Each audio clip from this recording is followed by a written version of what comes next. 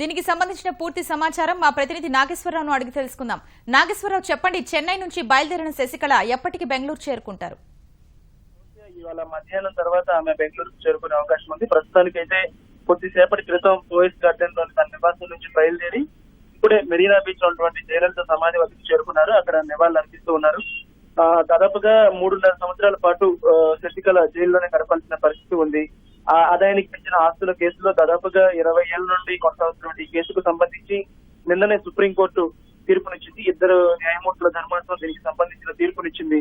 గతంలో బెంగళూరు ప్రత్యేక కోర్టు ఇచ్చినటువంటి తీర్పును సమర్థిస్తూ సుప్రీంకోర్టు తీర్పు ఇవ్వడంతో ఆమె తప్పనిసరిగా బెంగళూరులో వెళ్లి లొంగిపోవాలని నిర్ణయం సుప్రీంకోర్టు ఆదేశాలు జారీ చేసింది. అయితే శశికళకు సంబంధించిన న్యాయవాదులు రాజకీయంగా ఉన్నటువంటి పరిస్థితుల దృష్ట్యా తమిళనాడులో ఉన్నటువంటి రాజకీయంగా ఉన్నటువంటి పరిస్థితుల దృష్ట్యా ఆమె అన్నాడీఎంకే పార్టీకి ప్రధాన కార్యదర్శిగా ఉన్న పరిస్థితుల్లో కొంత సమయం కావాలి లొంగిపోవడానికి. ఇక్కడ రాజకీయంగా అస్తవ్యస్త పరిస్థితులు ఉన్నాయి కాబట్టి రాజకీయంగా సర్దుబాటు అయ్యే వరకు కొంత సమయం కావాలని, అలాగే ఆమె ఆరోగ్య పరిస్థితి దృష్ట్యా కూడా నెల రోజులు గడువు కావాలని బెయిల్ పిటిషన్ దాఖలు చేశారు. అయితే ఈ బెయిల్ పిటిషన్ ను న్యాయమూర్తి నిర్బంధంగా తోసిపుచ్చారు. వెంటనే శశికళ లొంగిపోవాలంటూ న్యాయమూర్తి పి ఘోష్ ఆదేశాలు జారీ చేశారు.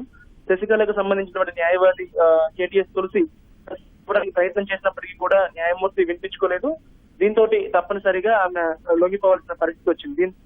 దాంతో శశికళ తన నివాసం నుంచి కొద్దిసేపటి క్రితమే బయలుదేరి ప్రస్తుతం మెరీనా బీచ్ వద్ద ఉన్నారు. ఇంకొద్దిసేపట్లో ఆమె అక్కడి నుంచి బెంగళూరుకు పయనమవుతారు. మధ్యాహ్నం తర్వాత ఆమె కోర్టులో లొంగిపోయే అవకాశం ఉంటుంది. మొత్తం 4 ఏళ్ల శిక్షకు సంబంధించి గతంలో ఈ కేసు విచారణ సందర్భంగా పలు సందర్భాల్లో రిమాండ్ లో ఉండడం కూడా జరిగింది. ఆ శిక్షా కాలం తగ్గిస్తే దాదాపుగా 3.5 సంవత్సరాల పాటు శశికళ ఈ కేసులో జైలు శిక్ష అనుభవించాల్సి ఉంది.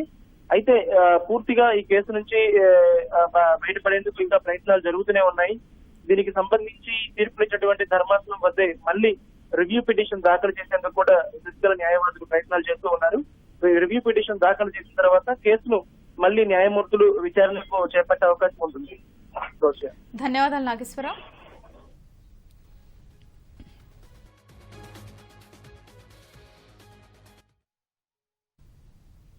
చెరసాలకు వెళుతున్న తరుణంలో పార్టీలో తన వర్గాన్ని మరింత పరిపుష్టం చేసుకునే ప్రయత్నాల్ని అన్నాడీఎంకే ప్రధాన కార్యదర్శి శశికళ ముమ్మరం చేశారు. 5 ఏళ్ల క్రితం జయలలిత పార్టీ నుంచి బహిష్కరించిన తన మేనల్లుడు దినకరన్, మరో నేత ఎస్ వెంకటేష్లను చిన్నమ్మ తిరిగి పార్టీలోకి తీసుకున్నారు. దినకరన్ను అన్నాడీఎంకే ఉప ప్రధాన కార్యదర్శిగా శశికళ నియమించారు. ఆయనకు సహకరించాలని పార్టీ శ్రేణుల్ని ఆమె కోరారు. నేతలిద్దరూ లేఖ ద్వారా వ్యక్తిగతంగా క్షమాపణలు చెప్పడంతోనే తిరిగి పార్టీలోకి తీసుకున్నట్లు ఆమె స్పష్టం చేశారు. ఈ మేరకు ఒక ప్రకటన విడుదల చేశారు. పార్టీ శాసనసభాపక్ష నేత కె పళనిస్వామి నేతృత్వంలో మంగళవారం గవర్నర్ను కలిసిన 12 మంది అన్నాడీఎంకే బృందంలో దినకరన్ కూడా ఉన్నారు.